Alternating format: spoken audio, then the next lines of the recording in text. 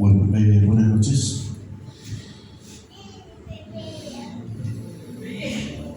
Les voy a contar una cosa. En realidad había preparado unas líneas para continuar explicando acerca de qué tal aquel relato. Pero vamos a desajustar un poco el tema y comenzar.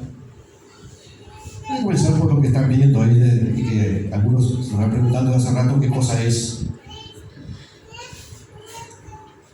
El mundo imaginario que tuve que idear para la acción de este relato tiene, además de sus costumbres, sus uso de geografía, su propia historia, sus idiosincrasias, aunque así humanas, aunque no hay humanos en este relato, tiene sus religiones. Esos símbolos que ven ahí equivalen a aproximadamente lo que son los dioses en esta religión. Son elementos significados. Son 3 símbolos a los que llamo, pero no muy adecuadamente, lemniscatas. Son, respectivamente, Saulón, Salmón y Santiago. Distinguen a cada uno, ¿no es cierto? Esos son, pueden ver cuál es cuál. No, la idea es la de sintetizar en uno, lo que en realidad es una trilogía de dioses, que son los que avalan la religión, una de las religiones dentro del mundo imaginario que ha hecho. Y después de contarles de qué trata esta imagen, voy a ir a los orígenes del mismo.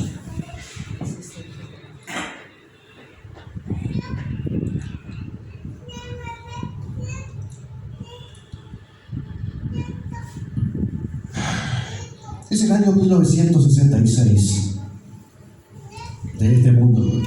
Y en Barranquera se da, algunos lo saben o lo recuerdan, bueno, creo que sean tan viejos para recordarlo, pues quizás, la inundación de 1966 de Barranqueras, lo que obliga a que mi familia tenga que mudarse a Corrientes. Y en Corrientes, poco después, mi padre consigue ir a vivir a una casa propia, alejándose del conventillo, que era la casa de mi abuela, que contenía en sí 4 familias, aparte de la nuestra.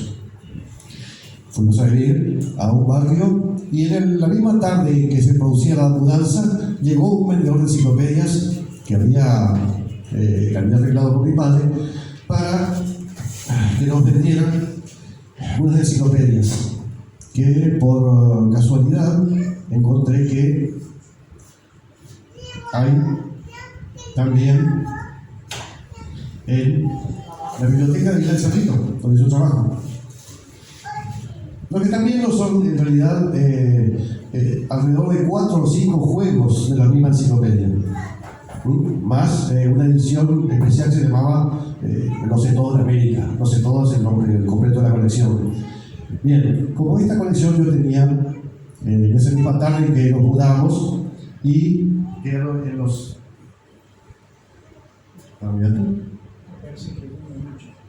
en los años siguientes, bueno, fue mi lectura cada tanto. En este libro me encontré con algo interesante que después comprendería, muchos años después comprendería, que es lo siguiente. En este libro aparecía esta sección llamada Historia de la Humanidad, cada tanto. Alrededor de cada 20 o 30 páginas o 40 páginas aparecía la sección de la humanidad y se iba extendiendo desde la prehistoria hasta nuestros días. Por nuestros días hay que entender la década del 70, que es cuando mi padre adquirió la enciclopedia para uso de sus hijos.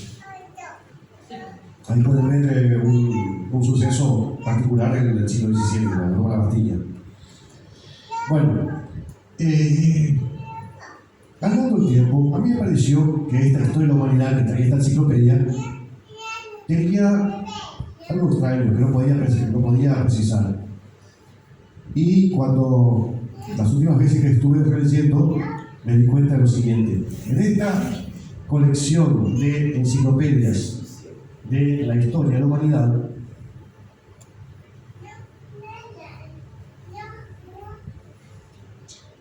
falta nada más y nada menos, o sea, no aparece ninguno de estos volúmenes, el siglo XIX. Misteriosamente, por un error de la impresión, o quizá deliberadamente, por alguna cuestión ideológica que no alcanzo a dilucidar, pero el siglo XIX, el siglo XVIII, se pasa en la sección de Historia de la Humanidad de esta enciclopedia al siglo XX. ¿Sí? No existe ningún rincón de Historia de la Humanidad, la famosa sección de esta enciclopedia, que se refiera al siglo XIX. Esto me llamó bastante la atención y me dije que puede ser de alguna manera por ausencia inspirador de una época, que es como decir casi humorísticamente, bueno, no me dio siglo XIX esta enciclopedia, en tantos años que la estuve consultando, hojeando, leyendo, en ratos libres, bueno, me voy a crear un siglo XIX propio. Me voy a crear un siglo XIX propio, pero a finales ya, para no hacer tan extenso, porque si daño mucho tiempo. Y me creé un siglo XIX propio con un mundo propio donde transcurre ese siglo XIX, ese final del siglo XIX. Y a partir de ahí, todo fue cuesta abajo, digamos, porque de inventar una época que nunca existió, de inventar el mundo que nunca existió en esa época, pero tratando de mantener los elementos que del fin del siglo XIX y el comienzo del siglo XX son característicos de muchos relatos, sea que se sitúen en un siglo XIX y XX reales, o que tengan algún vuelo imaginativo. No me acuerdo en este momento, pero hay también autores que utilizan la forma de ser o existir del siglo XIX para sus relatos imaginarios. Y en ellos incluyen lo que yo incluí en este relato, lo sobrenatural, la magia, que se une a la ciencia, algunas veces funcionan independientemente, lo contrario, funcionan colaborando una con la otra. En ese ambiente en el que la ciencia y la magia son a veces imposibles de discernir dónde termina una y empieza la otra, en ese ambiente transcurre este relato. Lo que yo quería contarles, por no mirar los papeles, se me olvidó, es que cuando yo vivía en Barranqueras, poco antes de la inundación del 66, teníamos un amigo que era una persona mucho mayor que nosotros, los chiquitos de 6, 7, 8, 9, 10 años que andaban por el barrio, y que se ponía en un lugar cerca de la Laguna Concepción a leernos. Nos leían los chicos un relato del que yo no podía recordar, obvio, tenía 6 años, no podía recordarlo con exactitud, pero que con el tiempo y con el descubrimiento o redescubrimiento del relato de Tolkien, Señor de los Anillos, me di cuenta que ese muchacho, por pura voluntad, cada tanto iba y leía fragmentos de El Señor de los Anillos a los chicos del barrio, a la orilla de la Laguna Concepción. Lamentablemente nunca pude saber qué fue la vida de este muchacho, pero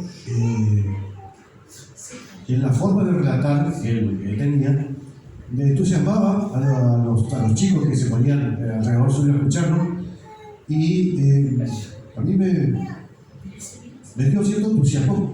Voy a comenzarlo por la narración. Yo decía, pero si alguien se puede narrar de esa manera, yo no conocía que era Tolkien, obviamente, pero pensaba que la trama salía del joven este que estaba leyendo en mi infancia. Si alguien puede narrar de esta manera, bueno, había que intentar hacer lo mismo. De ahí vino mi pequeña afición por la narrativa, que después se concretó en una ausencia de un siglo XIX, visto en la enciclopedia, más o menos toda la misma época, y que por último, por así decirlo, floreció entre 1980 y 1990, cuando, ya estando yo en la facultad, empecé a pensar en un relato concreto. Ya tenía el ambiente, fin del siglo XIX, mundo imaginario en el cual se mezclan la magia y la ciencia. Bueno, ¿y ahora qué? por dónde se arranca? Bueno, empecé por incluir una figura que me pareció inmensa en su totalidad de panorámica. Pensé en un templo. Pero en un templo desvencijado, desproporcionado, gigantesco incluso para la gente que vivía cerca de él, y cubierto de hielo. Cubierto de hielo porque, y esto lo he prestado de algunas mitologías, el mal suele ser representado por el hielo, o el poder maléfico, o supuestamente maléfico, puede ser representado por el hielo. El templo contenía algo que originaba que todo el exterior estuviera cubierto de hielo. Ese fue el comienzo del relato. ¿Qué pasaba con eso? Bueno, que se chocaba con intereses y ambiciones de los mandatarios de ese mundo imaginario, o mejor dicho, de esa región del mundo imaginario. Porque en este relato que yo comienzo va a abarcar distintas regiones, diferentes regiones. Y ¿qué va a pasar? Que este templo va a ser exorcizado. Quiero decir, se le va a eliminar eso que está dentro de él y que origina que nadie se acerque al templo nunca por su partición y que no se pueda hacer nada con eso. Cosa que disgusta al mandatario de la región porque pretende hacer una reforma edilicia en ese lugar. Necesita primero sacar esas extrañas cosas, ese mal, ese demonio, como le llamo yo, que en realidad no es exactamente un demonio como le tenemos nosotros. Y bueno, llama a un exorcista, pero el exorcista no es de esa región. En este lugar donde hay mucha xenofobia, el extranjero está mirado. Entonces, ¿qué se hace? Se le coloca a una especie de agente de policía, por decirlo de forma familiar, a que vigile todo el ritual del exorcismo.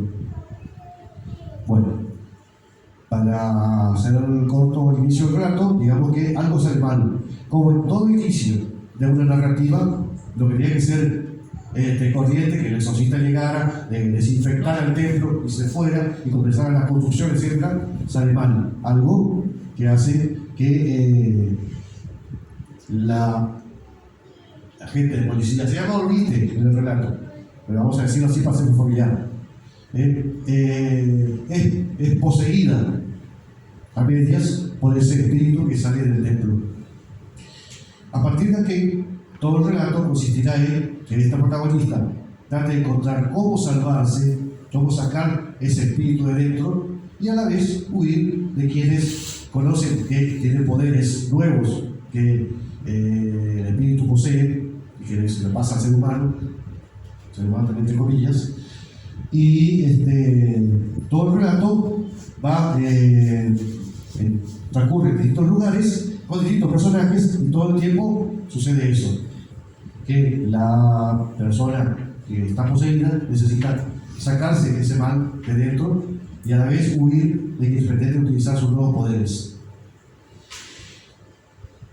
Este relato que yo les estoy mencionando muy a grandes rasgos, en realidad tuvo su origen en una historieta, en varias historietas en verdad, en blanco y negro y en color.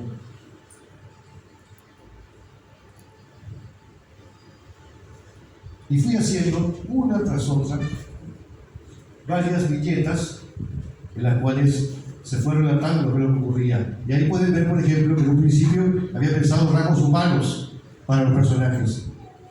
Hoy en el relato ya no tienen rasgos humanos, son más bien antropomórficos, es decir, son animales, sí, pero con aspecto de seres humanos.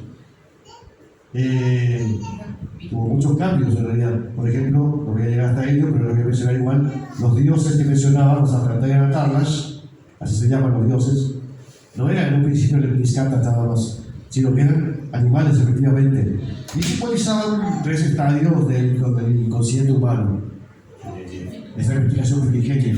Después, viendo que no se pegaba mucho a la cultura, pensamiento, sociedad del siglo XIX, lo pensé mejor como una religión que es triteísta, que tiene tres dioses, algo así como la Trinidad del catolicismo, pero mucho más complicado. Y vaya aclaración de estos tres dioses, porque así comienza el relato, con el origen de la comunicación entre las personas, que es aportado sucesivamente por los tres dioses. Bien, en este relato que ustedes van a leer como primera entrega, porque esta es una primera de 10 entregas que pienso ser un plan de obra bastante ambicioso, ustedes van a conocer este mundo, van a ver de qué regiones consta, van a conocer intrigas políticas que suelen darse comúnmente, van a ver cosas familiares, ya sea del relato fantástico de la historia universal de nuestro tiempo, como hechos históricos reales, aunque muy disfrazados. Van a encontrarse con personajes de la literatura universal, también hasta otro punto, porque se pueden deducir después de un tiempo de lectura, y van a asistir lentamente a un cambio completo del universo, en donde la realidad que aparece, esta realidad que aparece de a ratos, como pequeñas chispas, empieza a crecer cada vez más dentro del relato, hasta que en determinado momento ya hay más de este mundo real que del mundo fantástico con el que se inició todo.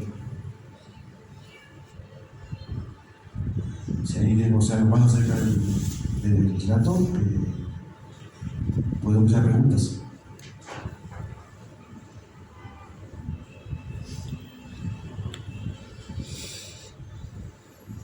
Yo voy a hacer una. ¿Cuánto tiempo te llevó desde que empezaste a escribir el libro hasta ahora que lo estás concluyendo?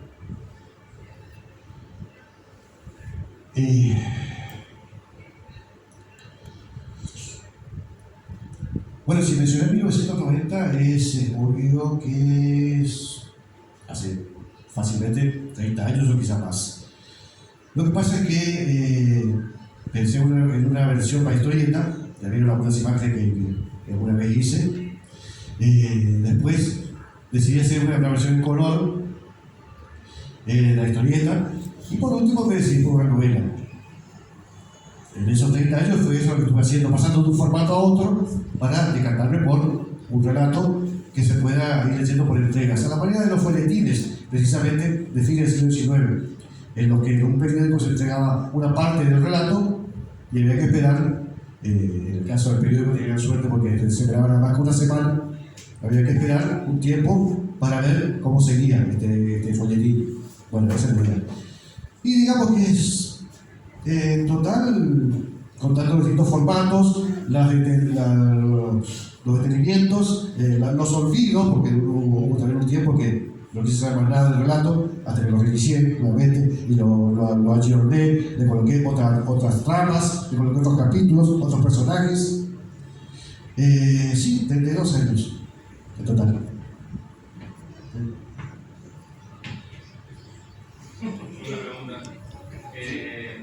¿Tenés pensado cómo continúa la historia después de esta primera entrega? ¿O tenés definido o puedes llegar a cambiar? Tengo un plan de obra. Y de hecho, está, a ver, en cierto modo, tengo las 10 partes ya pensadas y diseñadas. Lo que ocurre es que, como mencioné anteriormente, hubo varias versiones de este relato. Bien, en una versión anterior que está completo, le dije, no, le voy a poner más trama todavía, más personajes, más arcos argumentales. Y eso fue lo que hice. Tengo para guiarme la estructura original del relato como era inicialmente. Y sobre la base de ese relato voy a ir añadiendo lo que tenga que añadir para tener las 10 entregas, esta vez sí, en la versión actual, la que ustedes están ahora conociendo. Sí, está completa. El plan de la obra de 10 entregas está completo. Sí. ¿Va a ser anual la entrega, Eduardo, o vamos a tener que esperar mucho? Sí. Bueno, ¿qué más querría yo que poder tener, por ejemplo, una entrega mensual? Pero eso no es de primer mundo. Así que con tener, digamos, no se asusten, 4 o 5 meses, 5 meses como mucho, creería que podemos estar satisfechos tanto ustedes como yo. Una entrega cada 5 meses. o con suerte, audacia, arrojo y economía, 4. Mira que se llama como misery. Te van a secuestrar. Todo depende si, bueno, no vamos a hablar más que del relato, pero si hubiera que combinar siempre el futuro posible teórico, primer mandatario, no.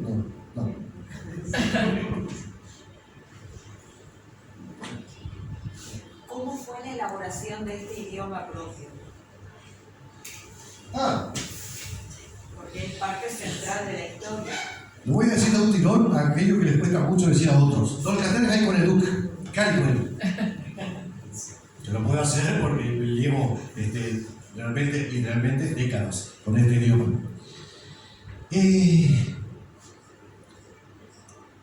Los que hicieron idiomas artificiales, idiomas inventados, como el más famoso de ellos suele ser el Klingon, inventado para la serie Viaje a las Estrellas, la película Viaje a las Estrellas.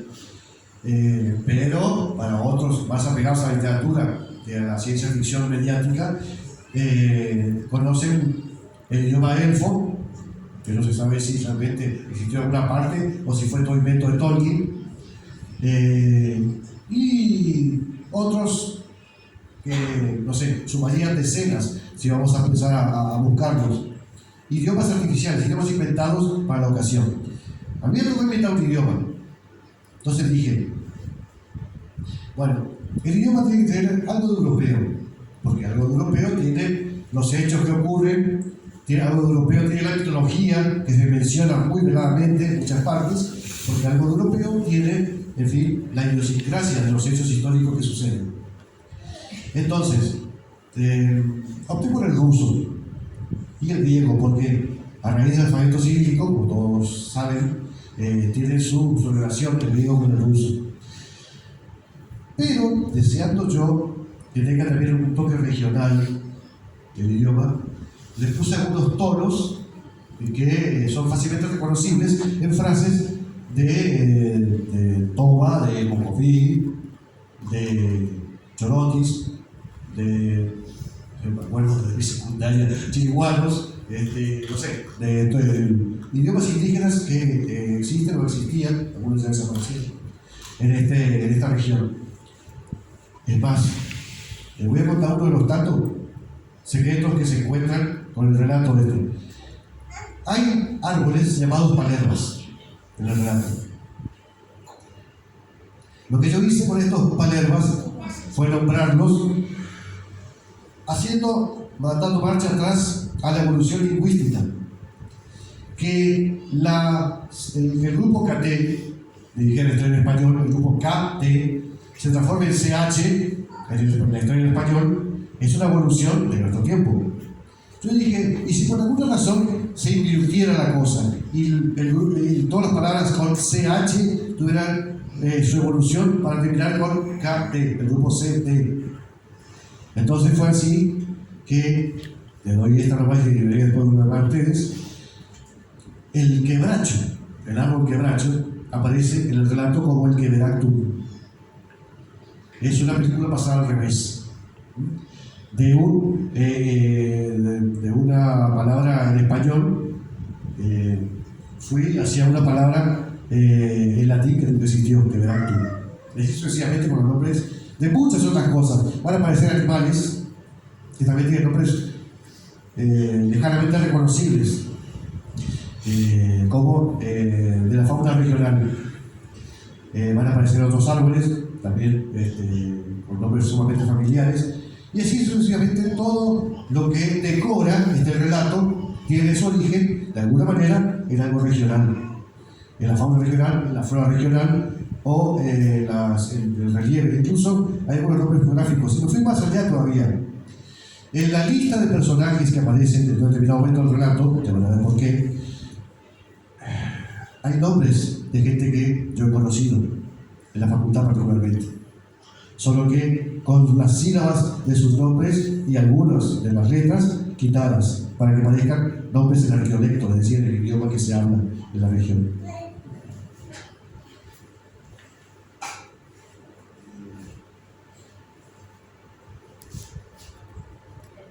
Estamos hablando de esto que pierdo la Alicia, no sé si le contesté. Sí.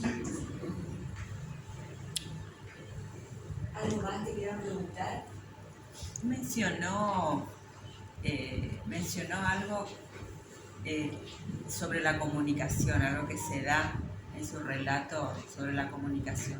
Si puede ampliarnos. El prólogo, eso es con el suerte de prólogo, tiene el relato en el que se habla acerca de una leyenda.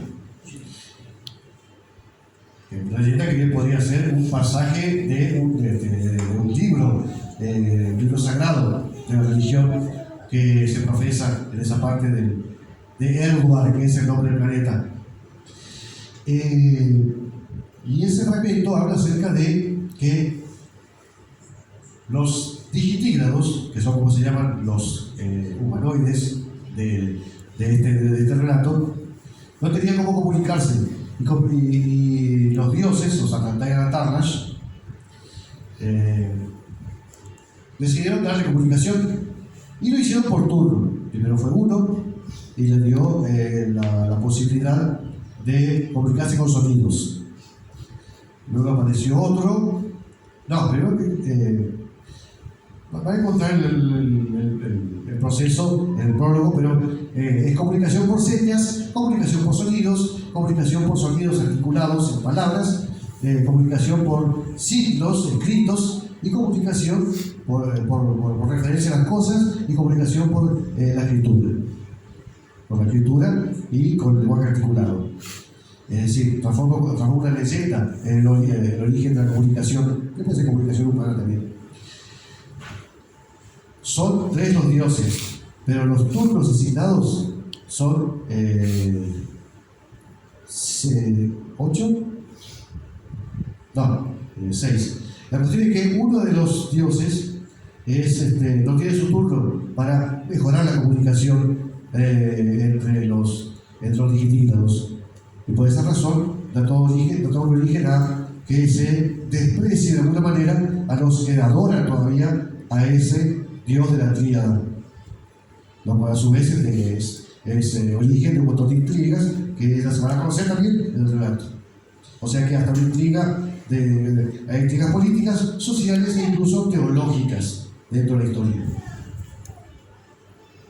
La historia se desarrolla siglo XIX, y por ahí de leer algunas partecitas así salteadas del libro, vi algunos rasgos que me recordaron mucho a un género que justamente también se desarrolla también en esa misma época, siglo XIX, la época victoriana, que es steampunk. ¿Tuvo algo, digamos, tuviste alguna inspiración, digamos, o tomaste algo de ahí del steampunk, o fue, digamos, algo tuyo, digamos? Yo supe lo que era el steampunk después de haber escrito esto. No tenía idea de lo que estaba haciendo yo. Y cuando supe lo que era y supe de sus características, entré de mejorar, de hacer una versión un poquito más entramada, más compleja, más académica de lo que quería hacer. Pensé en tomar el steampunk como tal, como categoría, como género, pero vi algunos ejemplos del género, algunos relatos, no me convenció demasiado, entonces me quedé con el mundo que me fue fabricado originalmente, que tiene un aire a steampunk, sí, pero que lo supera. De hecho, el steampunk se sitúa más bien entre un imaginario fin del siglo XIX.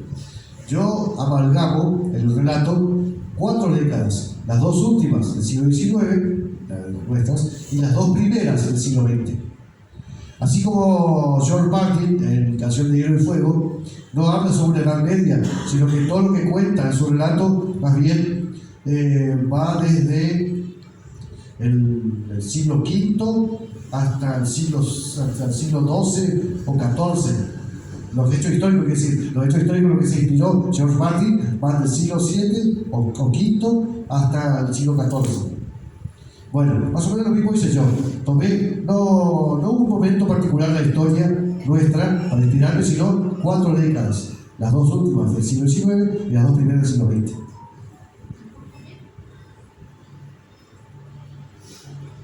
Bueno.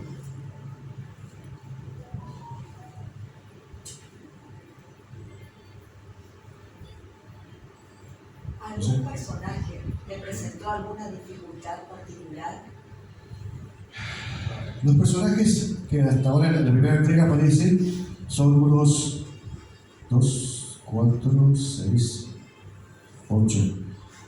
8 personajes que hacen muchas cosas en el relato.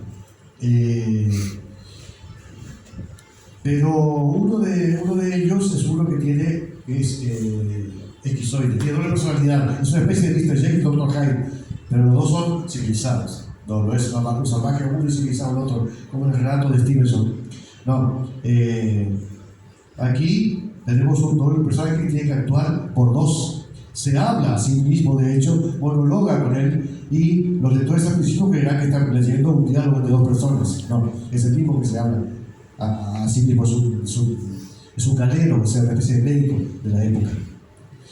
Pero personajes que no me costaron para nada hacerlos, eso sí tengo muchos. De hecho, tengo casi 50 personajes que no me costaron nada hacerlos. ¿Por qué? Porque se mueren sin haber hecho sin gran cosa. Son las víctimas de la masacre que se produce en el relato. Y yo me tomo el trabajo, para que ustedes lo sepan, de saber quiénes fueron cada uno de ellos. No van a hacer gran cosa porque están todos muertos. Pero a la vez no. Bueno, a ella me adelanté demasiado ya.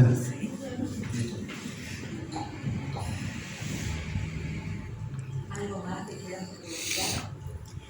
Creo que para la próxima, para el siguiente, ahí sí vamos a tener muchas preguntas porque es a partir de la lectura de este, así que... Medio una lectura por curiosidad del libro, ¿sí?